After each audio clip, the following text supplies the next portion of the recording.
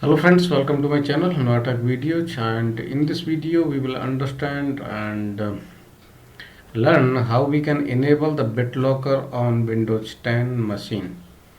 So as I told in my previous video, the BitLocker feature that is available in Windows 10 Pro and Enterprise Edition, and this feature is not available in Windows 10 Pro, Home Edition and the Education Edition. So let's go ahead and check it out. So I have one Windows machine here. You can see this is. Let me show you what is the version running on this. So WinVAR. So this one you can see. This is build number and Windows 10, and you can see here Windows 10 Enterprise. This version is, and here also you can verify Windows 10 Enterprise.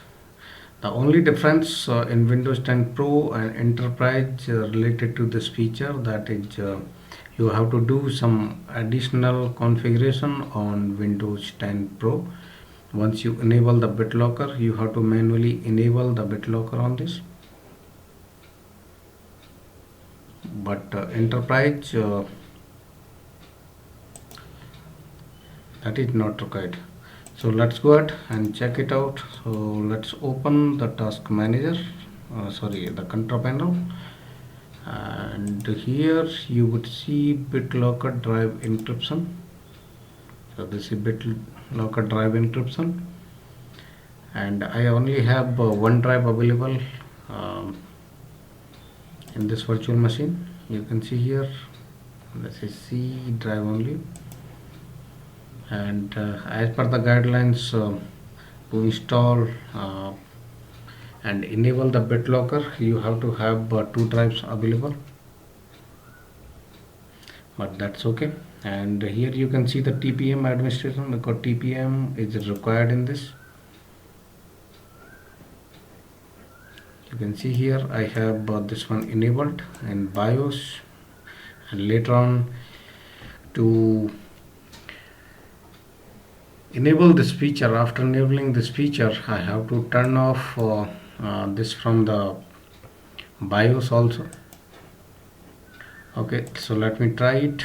So you can see here it's showing me some error. The device can't use a trusted platform model. This is TPM full form.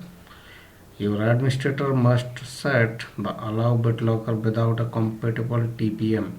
So this is mandatory to have the TPM chip, but there is a provision to have installed and enable BitLocker without TPM chip also. So let's go ahead and do it. It is showing here this setting or the group policy is required to be enabled in order to configure the BitLocker drive encryption on this. So let's go ahead and open the group policy. So I am just opening the group policy, gpedit.msc, and here you have to go for the computer configuration, then expand administrative templates, and again expand Windows components. So once you are on Windows component, here you can see BitLocker drive encryptions. There are so many features, the policy related to BitLocker, they are available here, but we have to again expand this, and we have to select operating systems drive, and here you can see the setting which is available, that is required additional authentication at startup, and this is the same, required additional authentication at startup. So this policy has to be configured before we proceed. So let's go ahead and enable it. So I just opened and I'll enable it, and here you can see the checkbox, allow BitLocker without a compatible TPM, and here you see the require a password on a startup on a USB flash drive.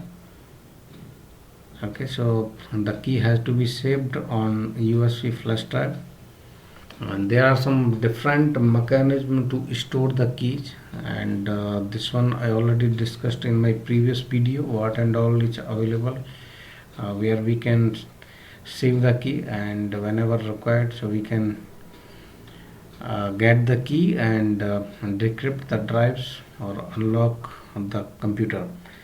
So this is very much required, okay, to be checked, and rest other things we will leave as is, whatever it is. So we are not going to modify or touch any setting over here. So let me just apply the setting and okay. So this is enabled, so this is just required, and once you update the group policy, after that you would be